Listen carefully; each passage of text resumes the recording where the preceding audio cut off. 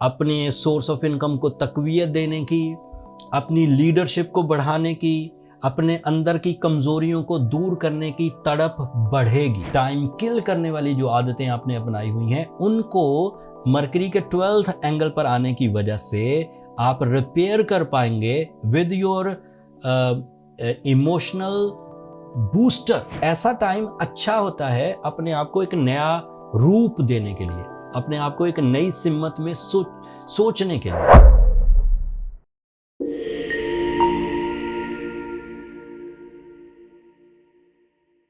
अस्सलाम वालेकुम कैप्रिकॉनियंस, मैं हारिस अज़मी प्रोफेशनल एस्ट्रोलॉजर आपकी खिदमत में हाजिर हूँ। दो नए एस्ट्रोलॉजिकल इवेंट्स एंड उनके इम्पैक्ट आपकी ज़िंदगी पर, आपके जज्बात पर, आपके कारोबार पर, आपके रिलेशंस पर वो कैसे इम्पैक्ट डालेंगे वो तफसील बयान करते हो। एक तो 1 नवंबर को न्यू मून होगा। एस्ट्रोलॉजिकल रूल्स के मुताबिक चांद और सूरज जब एक ही एंगल पर आ जाते हैं तो चांद की पहली हो जाती है। ये रूल इस तरह भी समझा जा सकता है कि जब सूरज और चांद बिल्कुल आमने सामने हो तो चांद की 14 होती है, 14वीं का चांद बिल्कुल फेस कर रहा होता है सूरज को। जब पहले हाउस में आते हैं तो इमोशनल साइड पर एक नई तरज की सोच पैदा होती है, और क्योंकि ये आपके 11th एंगल पर नया चांद होगा तो सोच में काम को बढ़ाने की, अपने सोर्स ऑफ इनकम को तक़वियत देने की, अपनी लीडरशिप को बढ़ाने की, अपने अंदर की कमजोरियों को दूर करने की तड़प बढ़ेगी। सूरज भी उसी एंगल पर है तो आप उन चीज़ों को हासिल भी कर पाएंगे। जब आप इन दिनों अपनी ज़ात में जज्बात को ट्यून करेंगे for the leadership, for the management, for combined efforts, तो आप इस चीज़ से बड़ा फ़ायदा उठा सकेंगे। लेकिन ये थोड़े से टाइम के लिए होता है, अप्रॉक्सीमेटली 2.5 दिन के लिए। इम्पैक्ट 3 दिन तक रहता है। तो 1st, 2nd और 3rd को आपको ये फीलिंग्स आ सकती हैं। इस दौरान अगर आप अपने टीम वर्क का, अपनी पार्टनरशिप बिजनेसेस का, अपनी लीडरशिप क्वालिटी का कोई प्लान बना लें तो फ़ायदा देगा। दूसरा इवेंट 2 नवंबर को होगा। मरकरी एक इम्पॉर्टेंट प्लैनेट है आपके लिए। ये आपके 12th एंगल पर अपीयर हो जाएगा। वो 12th एंगल पर पॉजिटिव है। वैसे वहाँ मोस्टली प्लैनेट जाकर थोड़ा कमज़ोर हो जाते हैं, वो गुरूब एरिया है बिल्कुल बिहाइंड द स्क्रीन। लेकिन उसके बावजूद वो सेजिटेरियस एंगल पर अमूमी तौर पर आपके अंदर जिस्मानी कुव्वत में जो बुरी आदतों की वजह से जिस्मानी आप खराबी पैदा करते हैं, अपने आप को मेल्ट डाउन करते हैं, अपनी करेज को डिक्रीज़ करते हैं, अपने गमों की वजह से अपनी सलाहियतों को बेकार करते हैं, या अपनी ओवर थिंकिंग की वजह से अपनी जो इरादे हैं उन्हें कमज़ोर कर लेते हैं, या फिर रॉन्ग या टाइम किल करने वाली जो आदतें आपने अपनाई हुई हैं उनको मरकरी के 12th एंगल पर आने की वजह से आप रिपेयर कर पाएंगे with your emotional booster. Emotions को बूस्ट होता हुआ देखेंगे कि इन आदतों के साथ अब मुझे ज़िंदा नहीं रहना, इन आदतों के साथ मुझे आगे नहीं चलना। तो ऐसा टाइम अच्छा होता है अपने आप को एक नया रूप देने के लिए, अपने आप को एक नई सिमत में सोचने के लिए, अपने नए प्लान्स करने के लिए। तो मरकरी इस तरह पॉजिटिव है आपके लिए।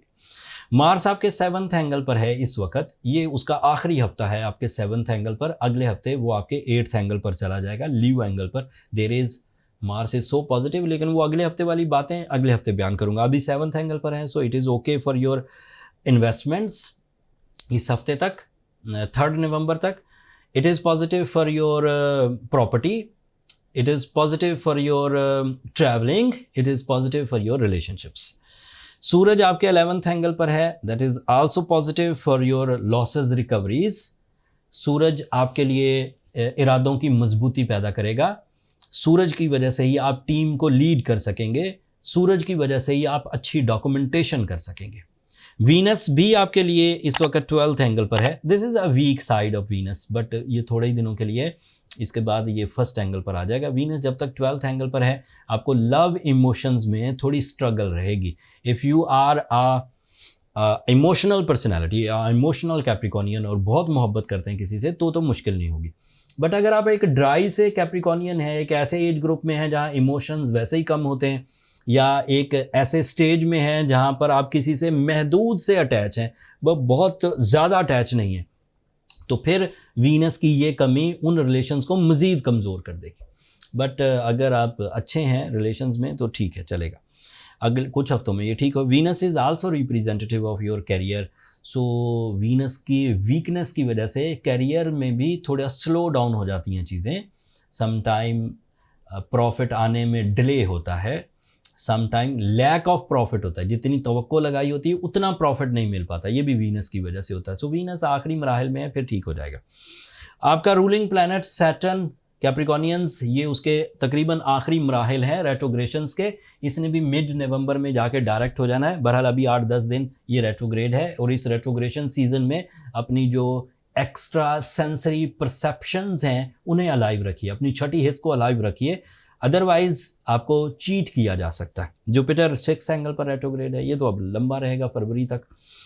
इसको तो रिप्लेस करने के लिए आपको रूबी ही पहनना चाहिए, आपको ब्लू सफायर ही पहनना चाहिए, आपको सूरह शम्स ही पढ़नी चाहिए। ये ऐसी चीज़ें हैं जो अब जुपिटर को काफ़ी लंबे अरसे तक जो रेट्रोग्रेशन की वजह से आपके अंदर वीकनेसेस हैं उन्हें रिपेयर किया जा सकेगा।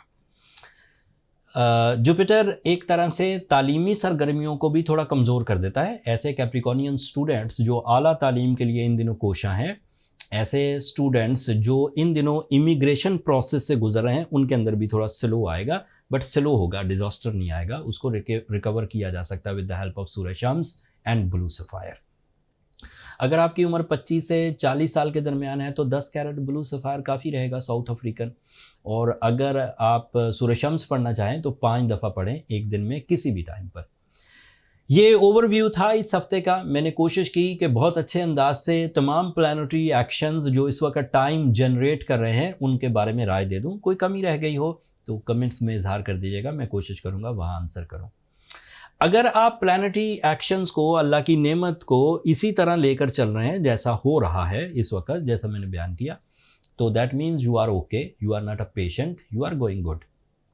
बट अगर सभी कैप्रिकॉनियन तरक्की कर रहे हैं, अपने आप में खुश हैं, लेकिन कोई एक कैप्रिकॉनियन अपने अंदर resistances, trouble, anger fits, relationship issues feel कर रहा है, तो उसे या तो ये जनरल रेमेडीज़ जो मैंने बयान की इसकी तरफ जाना चाहिए, या अपनी पर्सनल कैलकुलेशंस की तरफ जाना चाहिए। पर्सनल कैलकुलेशंस के लिए ये नंबर नीचे चलते रहते हैं, उससे इंडिविजुअल स्ट्रेंथ पता लग जाती है कि कोई कैप्रिकॉन कितने पानी में है उसकी डेट ऑफ बर्थ से। लेकिन वो कमर्शियल फोरम है, वो फ्री फोरम नहीं है कैप्रिकॉनियंस, होपफुली आप अंडरस्टैंड करेंगे। अब मुझे अगले हफ्ते तक के लिए इजाज़त दीजिए। अगले हफ्ते जब मार्स एक नए एंगल पर आएगा तो क्या रुख इख्तियार करेगा, क्या बेनिफिट्स देगा, वो सब तफसील बयान करूँगा। तब तक के लिए मुझे और मेरी टीम को इजाज़त दीजिए।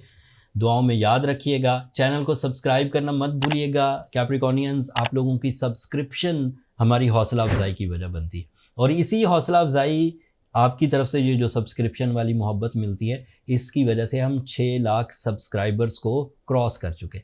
हमारे लिए ये खुशी की बात है कि आप हमें सुनते हैं, दुआएं भेजते हैं एंड अप्रिशिएट करते हैं। अपनी मोहब्बतों का इजहार इसी तरह करते रहिएगा। अगले हफ्ते तक के लिए अल्लाह निगहबान।